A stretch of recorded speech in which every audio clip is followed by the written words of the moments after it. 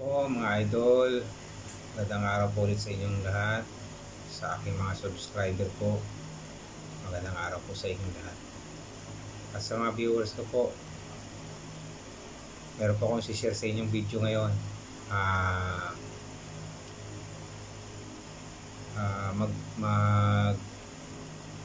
Nagkakabit ako ng nito, ng socket outlet, panglabas, pang outdoor. Pero nilagyan ko siya ng canopy, sombrero para sa sa ulan, pag umuulan, pag naanggihan siya, pag naanuhan ng tubig, hindi siya mapupunta dun sa kanya mismong socket outlet sa loob. Kaya nilagyan natin ng ng sombrero. Kaya mga idol, samahan po ninyo ako. Voice over ko po ito. Sundan nyo lang po yung video. Ito.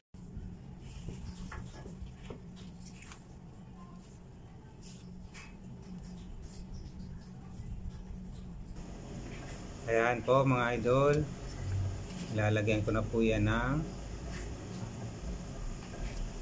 sealant sa loob. Liquid nail po yung nilalagay ko dyan para po at least dumikit siya, kumapit. Pero meron na rin ako nilagay niya sa ibabaw na epoxy.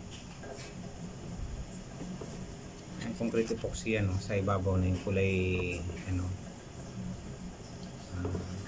kulay pink na yan.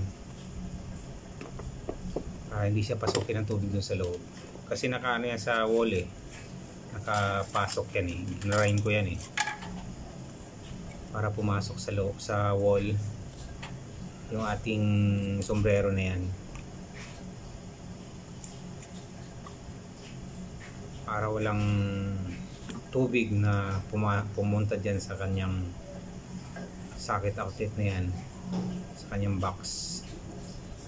Kasigurado tayo. Kasi kapag umuulan, yung wall nababasa yan pag naanggihan ng tubig ng ulan, lalo pag malakas ng hangin.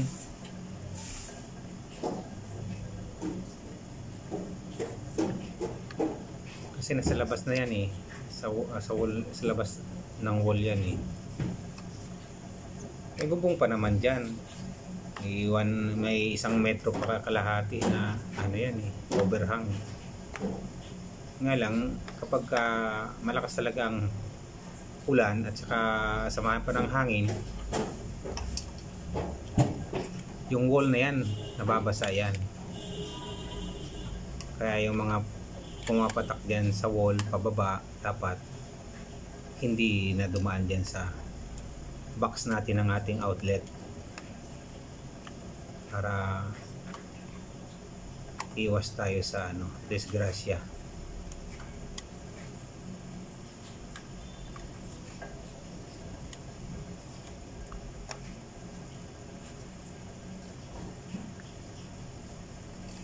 Bali dalawa po yung ginawa, nilagyan ko niyan, ginawa.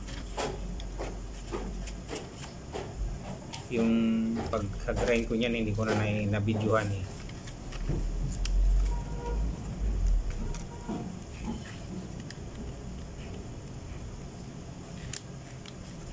ano nyo na lang, katulad yan,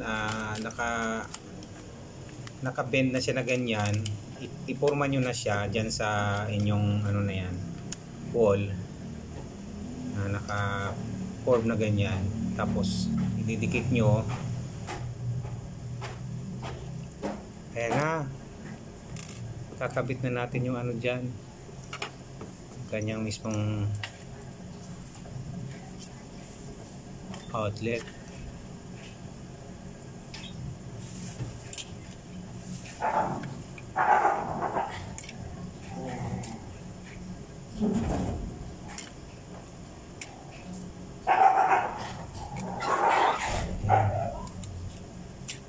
Binabalatan na yung wire. Ali, niyan. Pasensya na kayo, wala pa akong pang splicer na plies. Kaya cutter lang ginagamit ko.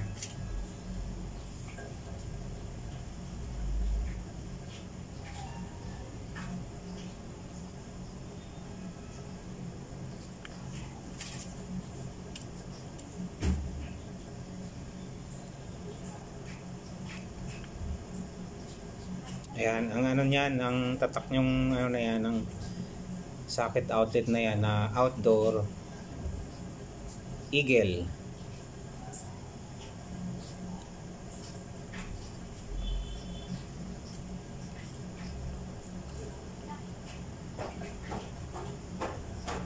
Shout out dyan sa Eagle.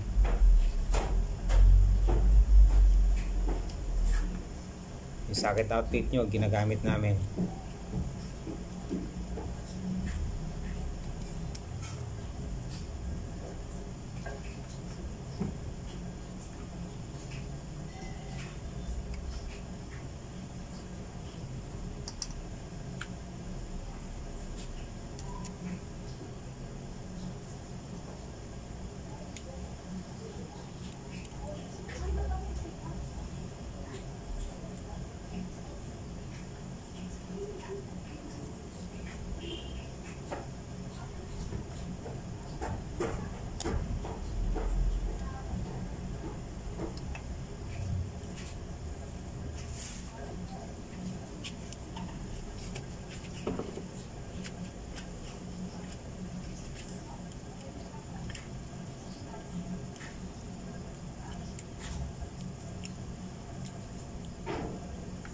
Tsaka kapag ano, i-check up nyo rin paminsan-minsan yan, lalo na kapag laging umuulan. Check upin nyo rin minsan, pero pag nag-check up kayo nyan, bubuksan nyo yan, patayin nyo muna yung ano, main switch, yung breaker, bago nyo check upin yan. Saka dapat pag chine-check up nyo yan, yung hindi umuulan, yung maaraw na, yung tuyo na talaga ang paligid, ang panahon, maaraw siya.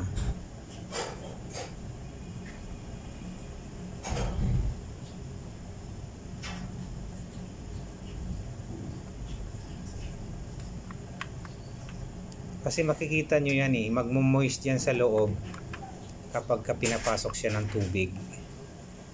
Kahit natuyo na yan, meron pa rin siyang bakat doon sa loob.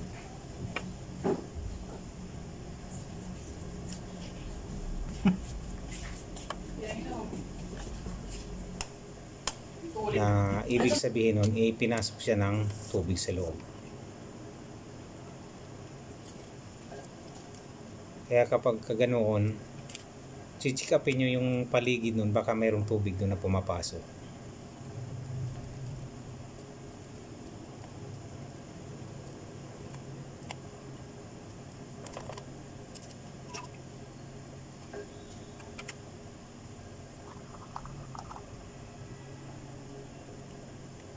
Kapag nakita nyo na, saka lagyan nyo na ng sealant. Ayan na yung pangalawang outlet.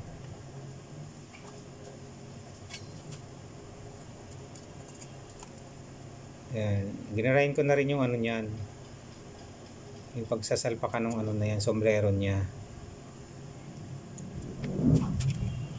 Medyo mahaba lang na konti dyan yung yung kanyang sombrero, kaya binawasan ko pa yan.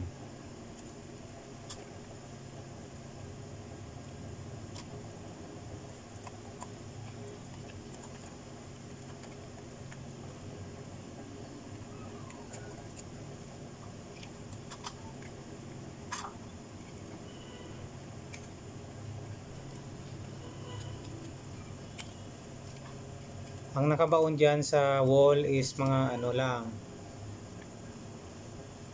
mga 1 cm.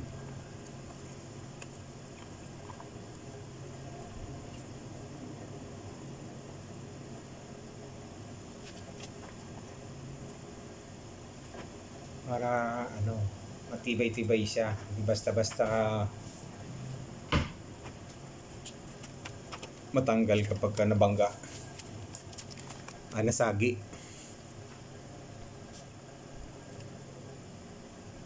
Ayan. Lagay na rin natin dyan yung pangalawang outlet.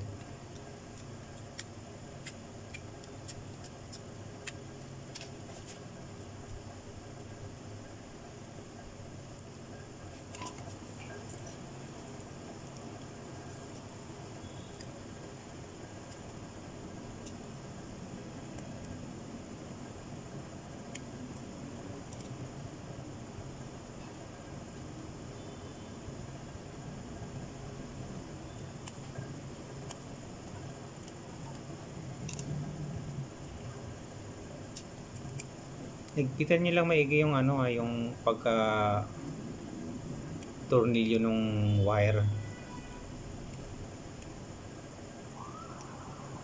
para iwas iwas sunog, kasi pag maluwag yan umiinit yung wire na yan kapag maluwag sa tornilyo. Umiinit yan kapag ginagamit, pero kapag hindi naman ginagamit hindi yan iinit. Pero dapat talaga sigurado nyo na mahigpit yung inyong pagkaka-tornilyo dun sa wire.